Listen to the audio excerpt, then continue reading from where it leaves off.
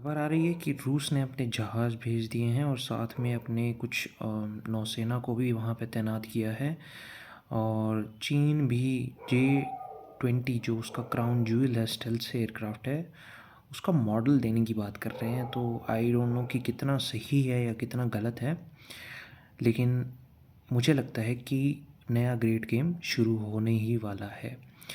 Trump और Iran के बीच में वार्ता चल रही है ओमान देश में। ओमान को न्यूट्रल कंट्री इसलिए माना जाता है कि उसकी ईरान से कोई इतनी ज़्यादा दुश्मनी नहीं है, लेकिन वो वार्ता कितनी सक्सेसफुल होगी उसके आसार बहुत कम लग रहे हैं, क्योंकि इज़राइल नहीं चाहता है कि इस बार ईरान को छोड़ा जाए। इज़राइल कभी खुद की लड़ाइयाँ खुद से नहीं लड़ता है, वो हमेशा अमेरिका की सहायता लेता है। इस बार भी ट्रंप की सहायता से वो चाहता है कि जो ऑपरेशन जो न्यूक्लियर हिल्स पे जो अटैक हुए थे, राइजिंग लायन था और इज़राइल का एक और ऑपरेशन था जिसके जवाब में ट्रू प्रॉमिस ईरान ने भी तेल अवीव को अच्छा खासा हिला दिया था। उनके स्ट्रेटेजिक एसेट्स पर बैलिस्टिक मिसाइल्स लगी थी पहली बार।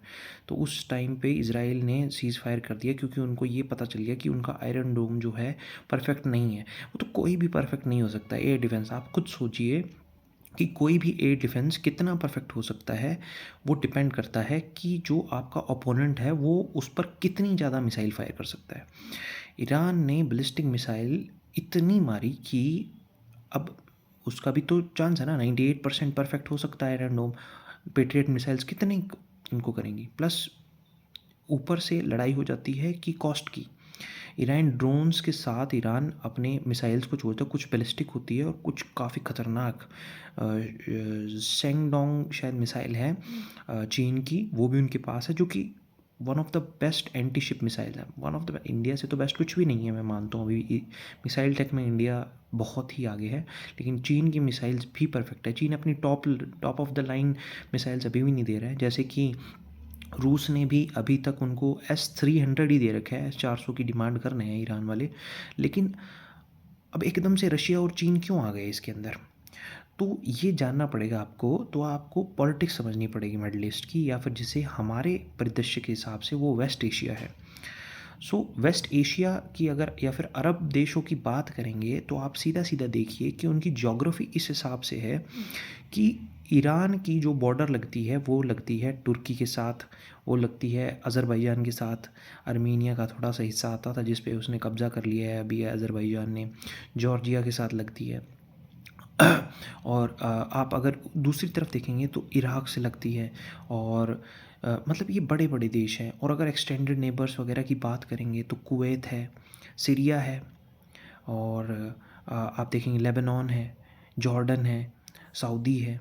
तो इन देशों को, ये जो जितने भी देशों के मैंने नाम लिए हैं, इसमें से अगर आप देखेंगे तो एक एक करके पिछले 30 सालों में अमेरिका और इज़राइल ने मिलके या तो देश को बर्बाद कर दिया, या उनका तख्ता पलट कर दिया, या वहाँ पर अपने फेवरेट नेता जो कि उनकी कठपुतलियाँ हैं उनको बिठा दिया है।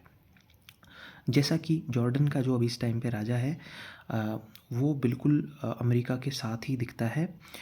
तो सऊदी का जो मोहम्मद बिन सलमान है, उसके अमेरिका के साथ बहुत अच्छे रिलेशंस हैं। और अगर आप और भी आपको बताऊं तो वो सीधे सीधे जो दूसरे एप्स्टीन फाइल्स हैं उसमें भी काफ़ी एमबीएस का अच्छे रिलेशंस, फ़ोटो वगैरह तो सामने आते ही हैं, और ये बोला जाता है कि अमेरिका के पास कुछ ब्लैकमेल है। In any way Saud dynasty जो है, ये सऊदी अरेबिया की अभी सऊद डायनेस्टी है, इसका जो मोहम्मद बिन सलमान के पिताजी हैं उनको पावर में लाने के लिए CIA ने उनके नियरेस्ट जितने भी थे जिनका सत्ता पर या फिर गद्दी पर अधिकार था उनको मारना शुरू किया। तो इसलिए बाकी सारे डर गए। तो सऊदी तो वैसे भी उनके कंट्रोल में है, यमन उनके कंट्रोल में नहीं है, जिसको ईरान है वो असला बारूद सप्लाई करता है। ईरान के प्रॉक्सीज़ मैं आपको बताता हूँ कहाँ कहाँ हैं वो। इसराइल को, जैसे लेबनान में हिजबुल्लाह है, और हमास था इज़राइल में, अभी भी है, अभी उसको डिसआर्मामेंट की बात चल रही है गाज़ा के बोर्ड ऑफ पीस में। यमन में जो रेबल्स हैं, जो कि जिन्होंने अभी इस टाइम पे यमन की राजधानी पे कब्ज़ा किया हुआ है, काफ़ी पावरफुल है, उनको भी जो है हुतीज़ बोलते हैं उनको, उनको भी ईरान असला बारूद देता है। तो एक-एक करके ये गेम चल रहा है, क्योंकि ईरान के लिए वो प्रॉक्सीज़ का काम कर रहे थे, लेकिन अभी वो बहुत प्रेशर में है क्योंकि ईरान पे बहुत प्रेशर है। लेकिन आप बड़े परिदृश्य में देखेंगे तो ये चेस मूव चल रहा है, जहाँ पे वेस्ट या फिर इज़राइल और अमेरिका और जितने भी नेटो है वो धीरे-धीरे करके रूस रूस को और चीन को घेरने की कोशिश कर रही है। चीन को तो पहले से ही नीचे से अगर आप देखेंगे तो ताइवान है, नीचे साउथ कोरिया है और जापान है, उनसे उनको घेरने की कोशिश है। अगर आप दूसरे रूस को देखेंगे तो ऊपर से अभी फ़िनलैंड ने अभी नेटो जॉइन कर लिया है। नीचे जाएंगे एस्टोनिया, लातविया और लिथुआनिया, तीनों जो है ये बाल्टिक जो है स्टेट्स हैं, ये अभी नेटो के परिदृश्य में काफ़ी उनके साथ हैं। बेलारूस में तख्तापलट करने की कोशिश करता ही रहता है नेटो या फिर यूरोप मिलके। यूक्रेन में तो आप देख ही रहे हैं, यूक्रेन जो है, यूक्रेन के अंदर अब रूस बहुत ज़्यादा लड़ाई लड़ चुका है, उनके बहुत सारे सैनिक हैं। हमारे भारतीय कई सैनिकों को भी बंदी बनाकर उनको फोर्स किया गया फ्रंट लाइन्स पे। ये न्यूज़ काफ़ी चली लेकिन कुछ हुआ नहीं, क्योंकि उनसे शायद भारत अपने नागरिकों को बलिदान ही दे दिया। मुझे बहुत बुरा लग रहा है ये बात बोलते हुए, लेकिन सच तो यही है। और फिर उसके बाद में अगर आप देखेंगे तो ब्लैक सी के अंदर उनकी पूरी फ्लीट को सी ड्रोन से रूस के सारे जितने है फ्लीट्स यूक्रेन ने मार गिराया है। उनके सारे जितने भी ड्रोन टेक्नोलॉजी उनको नेटो दे रहा है। कोई इज़राइल, ठीक है, यूक्रेन खुद के लड़ाके भी हैं या अपनी देशभक्ति भी है, लेकिन जो ज़ेलेंस्की है वो CIA के द्वारा 2014 में एक फ्रॉड इलेक्शन के थ्रू लाया गया था। ज़ेलेंस्की पूरा CIA का एजेंट है। इसके सिर्फ एक नहीं, बहुत सारे सबूत हैं। मैं आपको किसी दिन यूक्रेन की पूरी कहानी बताऊंगा, लेकिन यूक्रेन के लोगों के लिए तो वो एक जस्ट फाइट है ना। अब देख लीजिए, अब चाहे कोई भी हमारे प्रधानमंत्री हो या राष्ट्रपति हो, लेकिन जब हम पे हमला होता है तब हमें तो वो औपनिवेश ताकत है उससे लड़ना ही पड़ेगा। जबकि नेटो ने मिलके रूसी भाषा बोलने वाले लोगों पे बहुत अत्याचार किए क्रीमिया में, उनको मारना शुरू कर दिया। तब जाके क्रीमिया का एनेक्सेशन किया था रूस ने। उसके बाद में भी इन्होंने जब यूक्रेन ने नेटो ज्वाइन करने की बातें की तब रूस ने उन पर अटैक किया, क्योंकि जब USSR का विलय हुआ था, तब रूस की ये कंडीशन थी कि जो नेटो की जो बाउंड्री है वो जहाँ पे है यथास्थिति पे बनी रहेगी। फिनलैंड तो उनका कभी पार्ट नहीं था, तो उसके ज्वाइन करने से हाँ पुतिन को ज़रूर वो लगेगा, लेकिन यूक्रेन जो है वो एग्जिस्टेंशियल क्राइसिस सा लगा। तो रूस ने सोचा कि एक बार के लिए लड़ाई लड़के जितना ले सकते हैं, डॉनबस रीजन जो है वो ले सकते हैं, जो रूसी आबादी है, रूसी भाषा बोलने वाली आबादी है, वो तो ले लिया जाए कम से कम। तो इससे क्या होगा, इससे उनको भी, नेटो का भी बहुत ज़्यादा लॉस हुआ है, क्योंकि उन्होंने असला बारूद बहुत दिया यूक्रेन को, और अभी इस टाइम पे यूक्रेन तो बहुत बुरी हालत में है, क्योंकि ज़ेलेंस्की तो भेजता रहेगा मीट ग्राइंडर जो जिसे बोलते हैं, कि अपने लोग भेजता रहेगा, वो लोग मरते रहेंगे। तो आप देखेंगे ये सारी चीज़ें कनेक्टेड हैं। तो अब रूस और चाइना ने ये देखा है कि अब सीरिया गया, सद्दाम को हटा दिया, इराक, फिर आईसिस की वजह से सीरिया भी बर्बाद कर दिया गया पूरा। फिर उसके बाद में अगर आप देखेंगे लेबनान के ऊपर भी हमले करता रहता है इजराइल, फिर जॉर्डन वगैरह, और ये तो उनके पूरे वेस्ट की तरफ ही है। तो उनको ये डर है चीन को कि अब धीरे धीरे तेल, जितने भी अरब कंट्रीज़ है, ऑयल प्रोड्यूसिंग कंट्रीज़ है, उनको अब धीरे धीरे कब्जा रहा है ये वेस्ट। तो कल को एनर्जी सिक्योरिटी, जो चीन इतना ज़्यादा तेल का इस्तेमाल करता है, उनको एनर्जी सिक्योरिटी अपनी ख़तरे में दिख रही है, क्योंकि अभी वो इस टाइम पे ईरान का 95% जितना भी एक्सपोर्ट होता है ऑयल का एक्सपोर्ट, वो डायरेक्ट जो है चीन ले रहा है, वो इसे इंपोर्ट कर रहा है। इसीलिए उनका चाबहार और जो सीपैक है ना, चाइना इकोनॉमिक कॉरिडोर जो है, चाइना पाकिस्तान इकोनॉमिक कॉरिडोर, जो कि हमारे भारतीय ज़मीन से जो POK है उसके ऊपर से निकलता है, जो कि बलूचिस्तान के अंदर से जाता है, जिसकी वजह से बलूचिस्तान की इंसर्जेंसी चाइनीज़ को टारगेट कर रही है।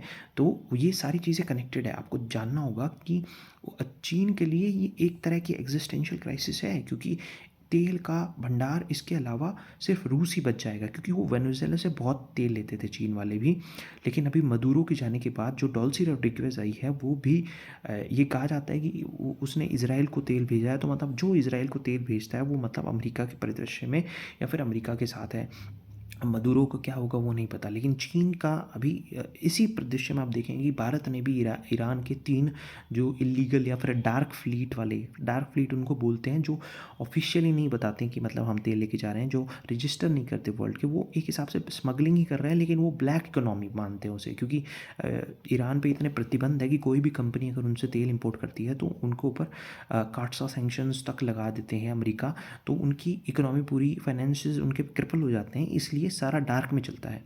तो ये 3 इंडिया ने भी टैंकर सीज किए, इससे इंडिया की भी वेस्ट के साथ जो नज़दीकियाँ हैं वो दिख रही है, जो कि मुझे नहीं लगता सही है। मुझे लगता है कि इस टाइम पे भारत को न्यूट्रल रहना चाहिए बिल्कुल। लेकिन ठीक है, वो जो भी स्ट्रेटेजिक कैलकुलस है हमारी फॉरेन रिलेशंस का, वो आप देख लेंगे। तो अभी क्या है कि चीन और रूस अभी क्यों एकदम से आए हैं?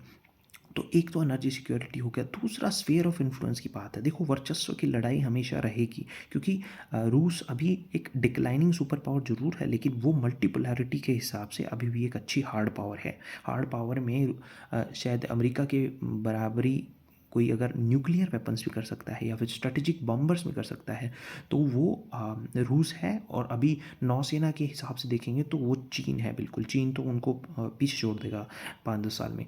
तो अब चीन ने अपने जो नौसैनिक जहाज़ है उनको भेज कर ये जताया है अमेरिका को कि ये हमारे लिए बहुत ज़रूरी है। अगर आप लड़ाई कर देंगे तो अमेरिका का यूक्रेन बन जाएगा ये, जैसे रूस का यूक्रेन है वैसे अमेरिका का यूक्रेन, या फिर अमेरिका का दूसरा वियतनाम, या फिर अमेरिका का दूसरा अफ़गानिस्तान बन जाएगा। ये ग्रेट गेम हो जाएगा यहाँ पर।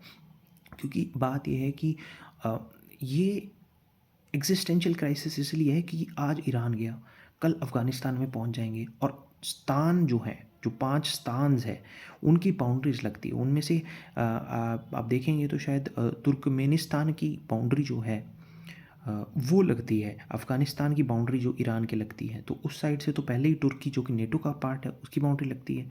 अज़रबैजान चलो फिर भी अभी भी देखा जाए तो ईरान के साथ है। ईरान का मतलब बुरा नहीं चाहता, बाकी वो भी अलाई तो किसी तरह से वो इसराइल से को बड़ी अजीब बात है कि उसके सप्लाई चेन्स जो बैरक्तार ड्रोन है जो यूक्रेन का, वो अज़रबैजान भी यूज़ करता है, जो कि इजरायली और इनकी को प्रोडक्शन में बना हुआ है। तो अब आप ये देखेंगे कि इसलिए ये जो इंटरनेशनल लेवल पे इतना एकदम से ईरान और अमेरिका की लड़ाई को वर्ल्ड वॉर में परिवर्तन होते हुए मतलब लोग सोच रहे हैं।